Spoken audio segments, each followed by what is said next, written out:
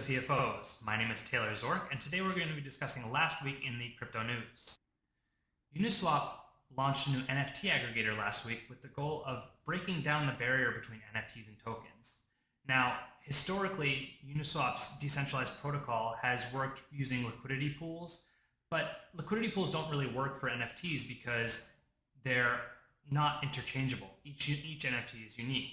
So what they've done here is they've created an aggregation tool that pulls listings from different marketplaces into one central location. So as a user, you feel like you have more choice because you do. Instead of having to go to each separate marketplace, you have all the marketplaces aggregated in one spot. Now, from a business's standpoint and an operations standpoint, if you're launching a new NFT collection, this highlights the importance of registering your collection with each individual marketplace. Otherwise, if you have royalties built into the contract, you won't be able to collect those if it's not registered with each individual place. Now, a feature that Uniswap could add that I'm not sure if they have quite yet could be to automatically register your collection through their platform, but I'm not sure if that's possible or if they're working on it or not, so I'll kind of advise on more details as those come out. Apple forces Coinbase to disable NFT transfers within their mobile app. NFT transfers within the iOS version of the Coinbase wallet have been disabled due to the implementation of a recent 30% commission from Apple on NFT transfers within any apps that are hosted on the App Store. Now, Coinbase, needless to say, was not too happy about that and refused to pay this, so they were forced to remove the feature from the wallet. Now, my guess is that this sort of exorbitant commission structure, while it won't fully affect Apple Store overnight, I'm guessing, though, that you will see a big pushback from major companies as NFTs grow in popularity, because a 30% charge on any NFT transfers within apps is just a ridiculous fee. So I'm guessing that hopefully this is a sign that we're moving, or that we could start to move towards more of a decentralized app store, but that might be just wishful thinking. Now here's a new one, pay to be regulated. The New York State Department of Financial Services has just proposed a bill to force crypto companies to pay to be regulated. Superintendent Adrian Harris submitted the bill on December 1st in order to add top talent to its virtual currency regulatory team.